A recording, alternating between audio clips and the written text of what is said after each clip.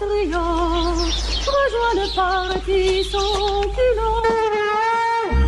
Citoyens, citoyennes, on vous court. Des citoyens propres dans une ville propre, nos enfants nous regardent. Pour l'honneur, pour servir, pour la gloire, nous avançons. Je suis un citoyen ordinaire. Citoyen, soldat, frère, père. Citoyen. C'est mon devoir de citoyen. Je vais te voir. Sud Radio, les vraies voix qui font bouger la France, les vraies voix citoyennes, Aurélie Gros, Stéphane Pellet. Et on est ravis de vous retrouver comme chaque lundi. On retrouve Aurélie Gros et Stéphane Pellet. Bonsoir. Bonsoir. Comment ça va? Excellent. Co-président. Mieux serait indécent. Oui, tant mieux.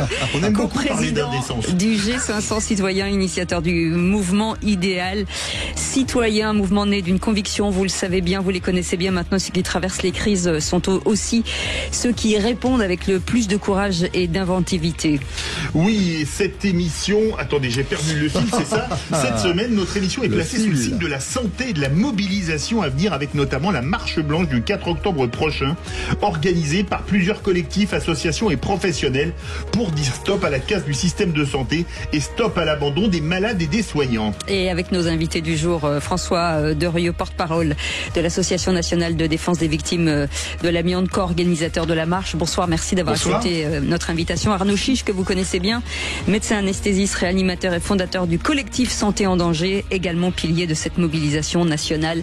Bonsoir et merci d'être avec nous. Soyez les bienvenus. On est ensemble jusqu'à 20h. Les vraies voix Sud Radio. Aurélie Gros, en 2025, il manquerait jusqu'à 100 000 soignants dans les hôpitaux publics. Et surtout, près de 30% des Français vivent dans un désert médical, ce qui préoccupe beaucoup nos concitoyens. Et on est ravis ce soir d'avoir à la fois François Derieux, porte-parole de l'Andeva, qui œuvre maintenant depuis 30 ans à la reconnaissance et à la réparation des victimes de l'amiante. Et d'ailleurs, cette année, vous êtes aussi co-organisateur de cette marche blanche autour de plusieurs autres collectifs, dont Arnaud Chiche et le collectif Santé en danger. Alors, on a envie de leur poser la question à tous les deux, mais pourquoi cette marche blanche même si, clairement, on peut le dire, aujourd'hui, la santé en France, c'est silence, on souffre. Alors, qui commence? Allez-y. Honneur aux usagers. François Derieux. On va être nombreux alors. Oui, je crois qu'effectivement, on est nombreux à ressentir la dégradation du système de soins. Donc moi ici, je représente en effet les victimes de l'amiante. Donc c'est l'amiante, on l'oublie, mais c'est quand même 3000 morts par an, encore aujourd'hui. J'allais vous demander les chiffres, justement. L'amiante a été interdit en 1er janvier 1997 et compte tenu qu'il y a un temps de latence assez élevé entre l'exposition et l'apparition des cancers, on s'attendait à ce que ça commence déjà sérieusement à diminuer, et ça ne faiblit pas. Le marqueur spécifique, c'est le mésothéliome, qui est le cancer de la plèvre. Et le cancer de la plèvre, il y en a toujours autant. Avec une petite spécificité, c'est que apparaissent aujourd'hui les cancers chez des gens qui ont été faiblement exposés, notamment des femmes. Donc des cancers environnementaux, des gens qui ont été exposés parce qu'ils vivaient à proximité d'entreprises d'amiante, parce qu'ils habitent ou ils travaillent dans des bâtiments qui contiennent de l'amiante, ou parce que ils ont été au contact de gens, par exemple des femmes qui secouaient les bleus de leur mari avant de les laver dans la machine à laver. Et donc voilà, ça produit aujourd'hui des cancers. Alors pourquoi nous participer à cette marche blanche? Par exemple, pour prendre un exemple précis, il y a 2 ans à peine, on a appris que le dispositif national de surveillance du mésothéliome allait s'arrêter faute de moyens. C'est Santé publique France qui le suit. Alors qu'il y a 3000 morts par an. Oui, c'est ça. Vous avez bien dit. C'est-à-dire autant que sur la route, quoi. C'est ça. Donc, et c'est un dispositif, c'est pas qu'un dispositif pour améliorer la connaissance, c'est un dispositif qui va suivre les malades, qui va comparer des protocoles thérapeutiques pour pouvoir les évaluer. Enfin, il y a beaucoup de choses qui sont hyper intéressantes. Donc, les victimes de l'amiante, c'était une catastrophe évitable. Si on avait pris les mesures, il n'y aurait pas 3000 morts par an. On les a pas prises. Donc, c'est des victimes. Elles payent déjà d'être malades à cause de l'incurie de l'État qui n'a pas su les protéger. Et aujourd'hui, on voudrait en plus les faire payer alors qu'elles sont malades et qu'on va les priver de moyens de soins ou de moyens de connaissances qui permettent d'améliorer le diagnostic. Arnaud Chiche. Voilà, c'est François qui en parle le mieux. Vous avez votre réponse, la réponse à votre question. Pourquoi une marche blanche? Parce que ce que François exprime avec le point de vue des malades, nous, les soignants, on le sait. Et alors on est un peu plus dans le vif du sujet, sur tous les sujets, dans la ville, les cliniques, etc. Mais quand en fait, François Bayrou, je vais vous expliquer d'où est venue la marche blanche. C'est l'annonce de François Bayrou qu'il faut raboter X milliards avant l'été, quoi. Et là, on s'est dit, parce que la marche blanche, c'est pas le collectif Santé en danger, c'est pas l'événement d'Arnaud Chiche. Il y a parfois une petite confusion qui s'installe. Pas du tout. Moi, je suis un co-organisateur tout de suite, à plusieurs syndicats, collectifs, associations. On s'est dit, mais c'est pas possible. Alors, manifester dans la rue, ouais, d'accord. Super. On sait bien que faire grève, c'est compliqué pour nous. La marche blanche, on y a vu quelque chose d'un peu plus symbolique, d'un peu plus fort. Et surtout, le message de cette marche blanche, c'est Français, citoyens français, vos soignants se mobilisent pour vous parce que on sait qu'on met en péril la manière dont on doit vous soigner. Or, est-ce que les patients atteints de mésothéliome sont accessoires ? Non, mais nos aïeux, nos aînés, dans les EHPAD ne sont pas accessoires non plus. Et les bébés qui vont naître en détresse vitale, qui vont être transférés à 150 km de leur maman parce qu'il n'y a plus de place de pédiatrie, ne sont pas accessoires. Les jeunes autistes ou schizophrènes de 14 ans qui sont déscolarisés, qui ont besoin d'une prise en charge globale sur du long terme, ce n'est pas accessoire. Je ne vais pas tout lister, évidemment, mais vous m'avez compris. On est en train de faire de la santé quelque chose d'accessoire. Cette marche blanche-là, c'est de rappeler que non, c'est un besoin impérieux de la population. Stéphane Pelé veut réagir. Vous voyez la crise qu'on connaît dans le pays, la crise politique où Premier ministre après Premier ministre, on n'arrive pas à déboucher sur des mesures qui satisfont les Français. C'est exactement la question que pose la santé, que pose très bien Arnaud Chiche et notre invité François Deriot, que je salue, parce que il y a très longtemps, quelques années, je faisais partie de ceux qui avaient mis en route le fonds d'indemnisation des victimes de l'amiante.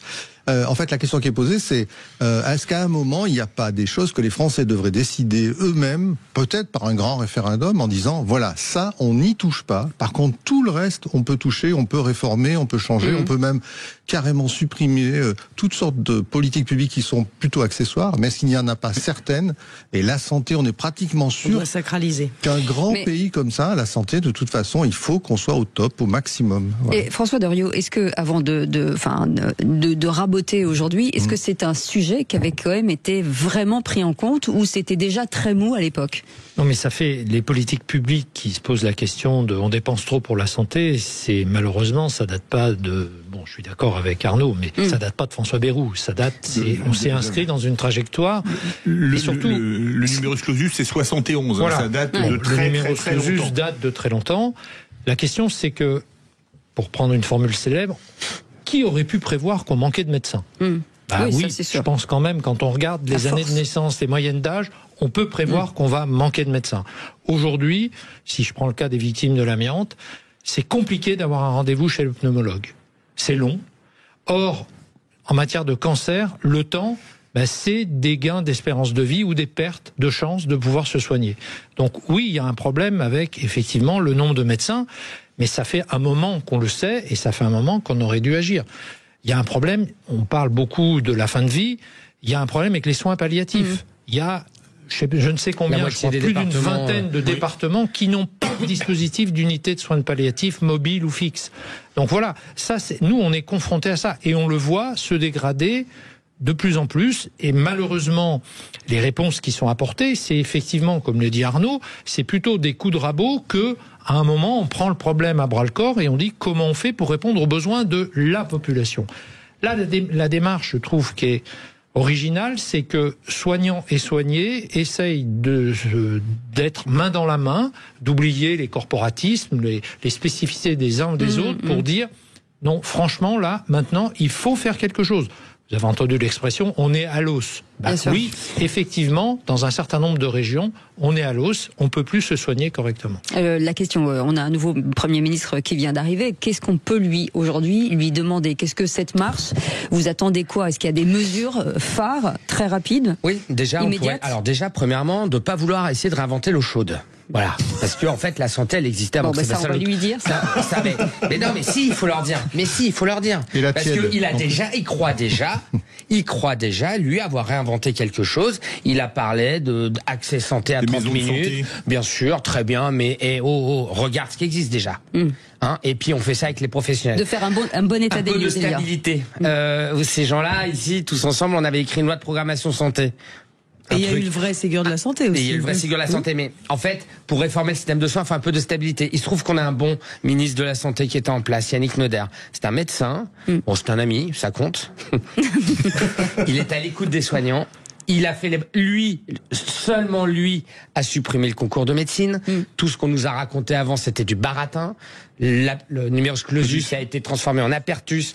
Ils ont pris les Français pour des cons, les étudiants aussi. Il y a des articles qui sortent en ce moment sur tous les étudiants partis en Roumanie qui disent qu'ils reviendront pas à n'importe quel prix, etc. Parce que limite, on leur dit que leur diplôme sera peut-être pas tout à fait reconnu. Bref, Yannick Neuder, il a compris toutes ces choses-là. Donc déjà, il faudrait qu'il reste en place. Ça va être un signal, ça. Parce que si le Cornu veut placer un copain d'Édouard Philippe ou un copain d'Darmanin, parce que vous comprenez, dans 2027, voilà, le drame de la santé. Moi, je pense qu'ils se valent tout, non? À peu près. Ils se valent tout. C'est drôle, le problème, c'est que des gens, vous voyez, François parlait de la perte de temps. Il nous reste 30 secondes et on revient dans un instant. Il y a des gens comme Valtou qui étaient en poste, qu'on fait croire aux Français qu'on pouvait soigner sans médecin. Donc ces gens-là sont dangereux, en fait. Voilà. Donc il faut dépolitiser la santé. Bon, on va mettre du temps à y arriver, mais déjà, qu'il écoute les professionnels, Sébastien Lecornu. Allez, 0826 300 300, si vous voulez participer à cette émission, vous êtes les bienvenus. On fait une petite pause et on revient dans un instant. À tout de suite. Sud Radio, c'est vous qui donnez le ton. Bravo pour votre score d'audience, ça devient impressionnant. Faites attention, vous allez avoir beaucoup d'ennemis. Sud Radio, parlons vrai. Sud Radio, les vraies voix qui font bouger la France, les vraies voix citoyennes. Aurélie Gros, Stéphane Pellet.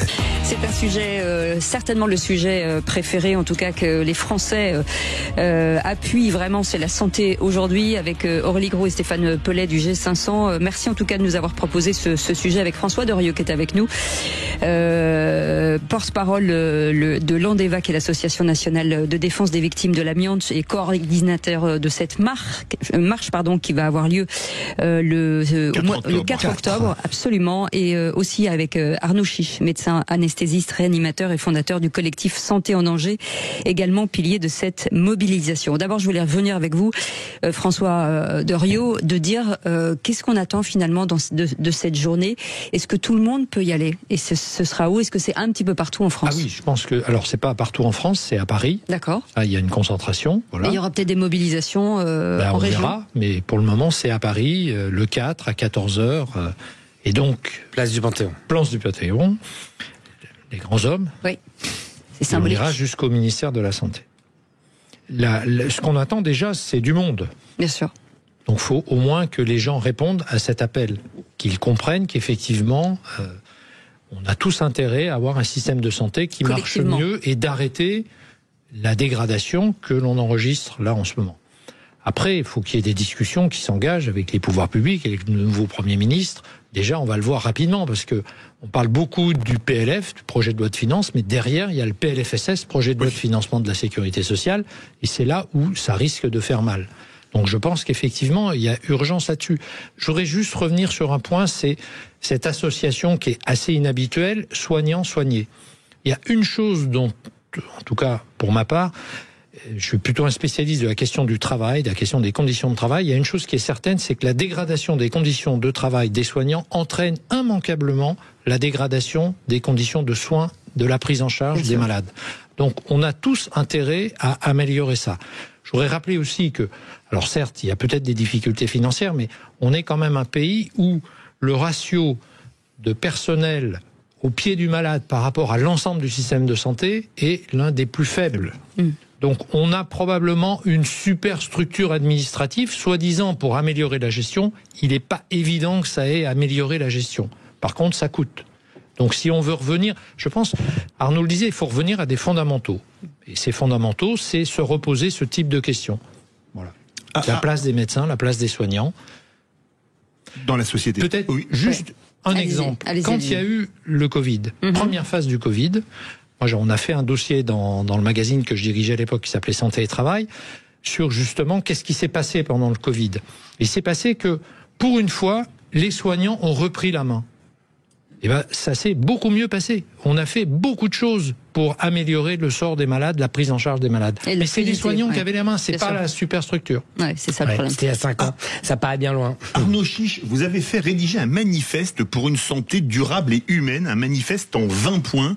Oui. Est-ce que c'est ce manifeste que vous allez soumettre au futur ministre de la Santé? Alors on va pas le soumettre, on va l'imposer. D'abord, les mots. Non mais c'est parce que je vous dis ça parce que moi je suis pas un militant, je suis même pas un syndicaliste, je suis juste un médecin.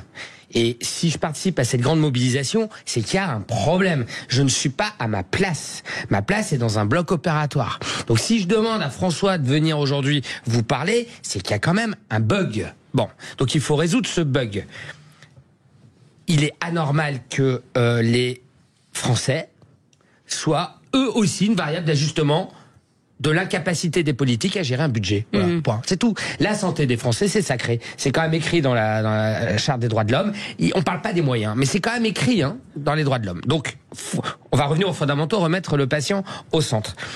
Le truc, c'est que la marche blanche, comme le dit François, elle est ouverte à tous les Français. Il y a aucune logique à dire tiens, c'est pas une corporation qui va dans la rue. C'est des médecins généralistes, hospitaliers, des infirmiers, libéraux, des kinés, des sages-femmes, des psychologues et des pharmaciens. Et des pharmaciens. On va revenir 2 minutes. Et en fait, ça suffit pas, Philippe. Parce que oui, on va peut-être être reçu si on en a envie, on sait pas trop. On va faire une conférence de presse. Et en fait, ce manifeste, c'était une manière de dire oui, mais un so what quoi. Et qu'est-ce qu'on veut? Déjà, premier point du manifeste, vous l'avez vu? Plus aucune décision prise en santé sans l'accord des soignants. Et des citoyens. Moi, je vais plus loin. Toutes les ARS doivent être dirigées par des soignants. Tous les hôpitaux doivent être dirigés par des soignants. Et on peut mettre un directeur en secrétaire adjoint, quoi. Voilà. En finance. Faut arrêter les conneries maintenant. D'accord? Parce que, en fait, on prend les Français un peu à la gorge. Les pharmaciens, par exemple. Les pharmaciens, dans la conscience populaire, c'était un peu les bourgeois, avec comme les médecins généralistes d'ailleurs, etc. Mais en fait, il faut se pencher sur la réalité de ce métier-là, qui aujourd'hui est en péril. Fred Armel, un collègue à vous, a dit que les pharmaciens s'en mettaient plein la tronche. Oui, mais bon, lui, il connaissait pas le dossier. La manière dont on est en train de revoir leur rémunération. Alors, soyons clairs, quand vous dites plein la tronche, ça n'a rien à voir avec la drogue. Oui. Il a critiqué, il a dit que les pharmaciens il a dit que les pharmaciens s'enrichissaient beaucoup, mais en fait, il n'a pas travaillé, et ça, c'est un gros problème. Tout le monde parle de santé en France, y compris les gens qui n'y connaissent rien, comme Fred Armel. Et le problème, c'est qu'en fait, la réalité, c'est qu'il y a des officines qui vont fermer. La réalité, c'est que moi, j'ai été appelé par un pharmacien en venant vous voir. Il va licencier sa belle-fille, c'est chiant, préparatrice en pharmacie, mais il ne peut pas parce que on a baissé ça. Les pharmacies, dans les déserts médicaux, vous devez avoir conscience que c'est eux qui soignent les gens. Oui, pourquoi? Parce qu'il y a des infirmières libérales le plus souvent, il y a rarement de médecins. La pharmacienne, parfois, elle l'amène, moi en Corrèze, je sais que ça se passe comme ça, on amène les médicaments chez les gens. Donc, en fait, les politiques, l'organisation étatique de la santé n'a absolument aucune conscience de tout ce qui se passe exactement dans tous les territoires de France, mais aussi dans nos hôpitaux. Mais qu'est-ce qu'il faudrait contre ça? Par exemple, on parle des pharmaciens aujourd'hui. Comment on peut les aider? Ben non, mais là, les pharmaciens ne demandaient rien. C'est juste qu'on a pris la décision de baisser leur rémunération sur les génériques. Il faut juste geler ce projet-là. Et en fait, on peut peut-être quand même poser le problème plus généralement, puisque vous parliez des pharmaciens qui continuaient, puis finalement on a essayé de baisser. Bon, il y a des gens qui sont préoccupés parce que le budget, c'est vrai, dérive. Comment on fait pour transformer ce qui au départ était une réflexion budgétaire? On avait donc un budget spécifique, la sécurité sociale. Vous connaissez le système français, on collectivise les recettes, c'est-à-dire que tout le monde contribue, et par contre c'est géré ensuite par soit du public, soit du privé. Comment on fait pour transformer ça en disant, voilà, ça devient un budget qu'on ne peut plus toucher? Souvent vous employez l'expression sacralisée. Oui. Comment on le ferait? François, il a déjà un peu répondu, et je te remercie François. On regarde qui sert à quoi dans le système de santé. Jusque preuve du contraire, dans le système de santé. Laisse-moi finir, Stéphane. En fait, ce qu'il faut, c'est soigner des gens. Donc on doit payer des soignants. et des médicaments. Les deux, c'est pas gratuit comme exemple, parce que les soignants, c'est discuté. Les médicaments, on a des pénuries. Et puis, on va peut-être s'intéresser aux non-soignants, aux structures non-soignantes. Et il y a un rapport de la Cour des comptes qui date de mai 2025 qui montre bien qu'on est nettement plus mauvais que l'Allemagne en termes d'ultra-présence des administratifs. Je n'ai rien contre eux. Mais cependant, quand nous, on nous dit, on va arrêter de rembourser tel médicament, ou alors la franchise pour les médicaments des Français va doubler, ou alors on va pas pouvoir embaucher telle infirmière parce que vous comprenez, on n'a plus d'argent, Stéphane. On va d'abord, faut d'abord enlever tous les administratifs des autres. J'apporte la contradiction parce que c'est l'intérêt du débat. Mais tout à fait. Est-ce que ça suffirait? Voilà, c'est ça. Écoute, si on s'alignait sur l'Allemagne, alors tout le monde conteste les chiffres.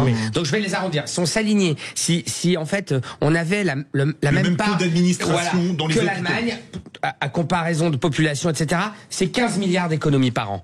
15 milliards d'économies. C'est quoi la proportion aujourd'hui qu'on se rende compte d'administratifs? C'est 33% d'administratifs versus 20 en Allemagne. Ah oui. Alors, c'est contesté, c'est la Cour des comptes, c'est pas... Le déficit de la sécurité sociale pour une année, c'est 18 milliards. Ouais.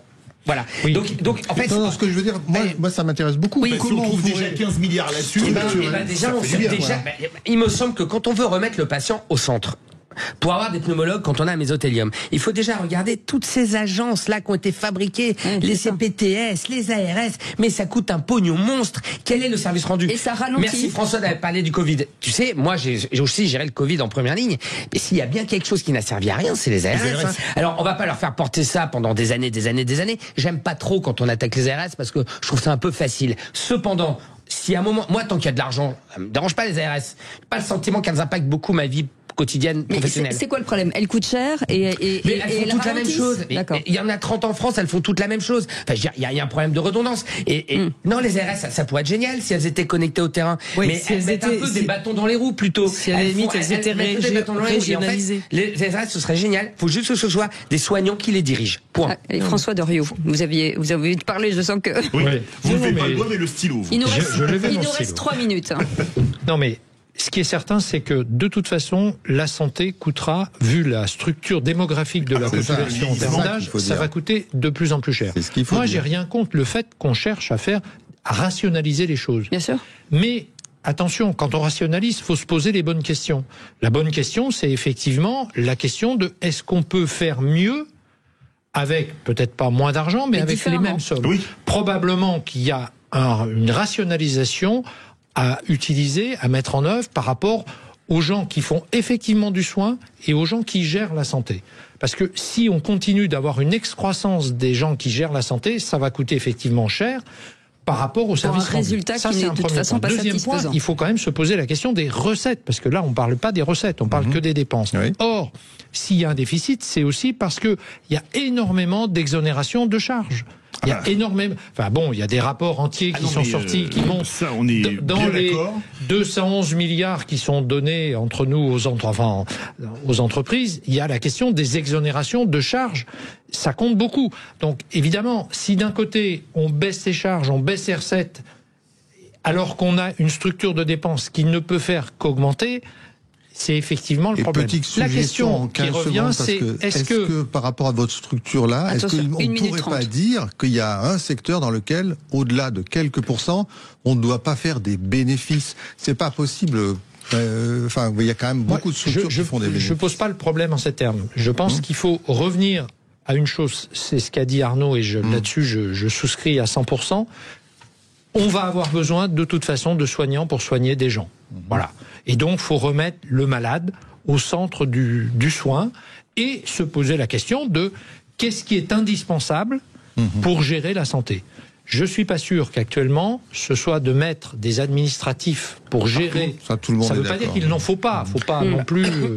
C'est pas mon propos. Mais je pense qu'il faut se poser la question de cette rationalisation. Tu vois, François, il y a quelque chose. En 2 secondes. On parle toujours d'intelligence artificielle pour rationaliser le soin. C'est ça aussi. Pourquoi on n'a pas fait plus de docteurs? Parce qu'il y a quand même des esprits qui pensent qu'en fait bientôt avec l'IA, on n'aura plus besoin de médecins.